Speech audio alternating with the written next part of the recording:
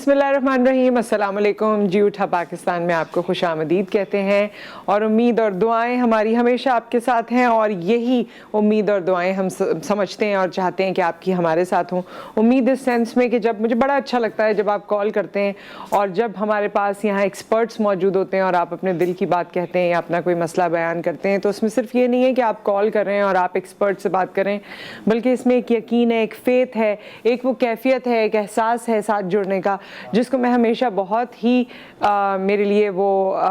بہت قیمتی ہے، اور میں چاہتی ہوں کہ یہ رشتہ ہمارا اسی طرح بنا رہے۔ آج کے پروگرام میں بہت سی انٹرسٹنگ باتیں جو ہم آپ سے کرنے جا رہے ہیں، لیکن شروعات ہم ایک کہانی سے کریں گے ہمیشہ کی طرح، اور یہ کہانی جو ہے غور سے سنیے گا، کیونکہ یہ جو کہانیاں ہیں نا،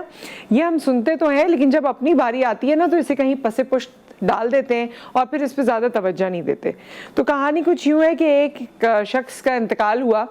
اور جب ان کا انتقال ہوا تو وہاں پر ان کے بیٹے اور لواحقین جس طرح گھر والے موجود تھے۔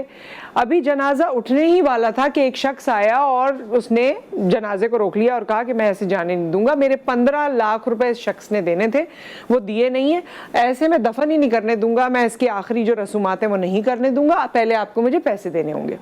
تو پہلے بیٹے کھڑے ہوئے اور وہ کہنے لگے کہ والد صاحب نے تو ہمیں ایسا کچھ نہیں بتایا، ہم آپ کو کیسے پیسے دے دیں، کیا کر لیں، اور یہ کوئی ایسا موقع نہیں ہے۔ بھائی وغیرہ بھی موجود تھے، انہوں نے کہا کہ بھائی ہمیں تو نہیں پتا، جب بیٹے ہی ظاہر ہے بیٹوں کو ہی نہیں پتا تو ہمیں کیا پتا ہوگا۔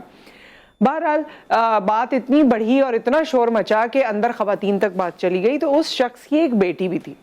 اس کو بڑا افسوس ہوا، اس نے اپنا زیور وغیرہ اکٹھا کیا، جو نقدی اس کے پاس تھا وہ اکٹھا کیا، اور اس شخص سے آ کے کہا کہ آپ میرے والد کی تدفین ہو جانے دیں، یہ جتنا زیور پیسے میرے پاس موجود ہیں یہ لے لیں، اور میں آپ سے یہ وعدہ کرتی ہوں کہ دنیا سے جانے سے پہلے، مرنے سے پہلے میں آپ کے یہ پیسے ضرور دے دوں گی جو میرے والد نے آپ سے لیے تھے۔ وہ شخص اٹھ کھڑا ہوا اور اس نے سب کی طرف دیکھا اور کہا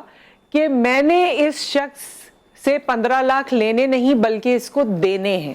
میں یہ دیکھنا چاہتا تھا کہ اس کا سچا وارث کون ہے جس کو میں اس کی یہ رقم واپس لوٹا دوں،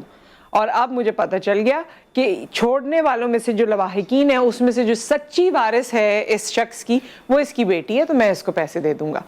تو بات یہ ہے کہ ہم اس میں مختلف پہلو نکل سکتے ہیں، لیکن ایک کیونکہ ہمارے ہاں بڑا ہی خاص یا عام ہے جس بارے میں بات ہوتی ہے، اور وہ بیٹے بیٹی کے کمپیریزنز میں بات ہوتی ہے۔ میں یہ نہیں کہتی کہ بیٹے بہت برے ہوتے ہیں، بیٹے ہمیشہ ہی چھوڑ کے چلے جاتے ہیں، بیٹوں نے بھی بڑی مثالیں قائم کی ہیں، لیکن بیٹیاں بھی کسی سے کم نہیں ہیں۔ تو بڑے سارے معاملات ہیں، اور دیکھیے بات دل کی ہوتی ہے، کچھ لوگ جو ہیں وہ اتنا ان کا احساس یا اتنی ان کی محبت پختہ ہوتی ہے کہ وہ باقی چیزوں میں نہیں جاتے، صرف یہ سوچتے ہیں کہ میرے والدین یا میرے گھر والے یا میرے اپنے رشتے، ان کے حوالے سے میری کیا ذمہ داری بنتی ہے، لیکن کچھ لوگ ایسے ہیں جو بہت ڈیٹیلز میں جاتے ہیں۔ بہرحال یہ کہانی میرے دل کو لگی، اس میں مختلف پہلو سوچ کے ہو سکتے ہیں، آپ ضرور سوچئے گا،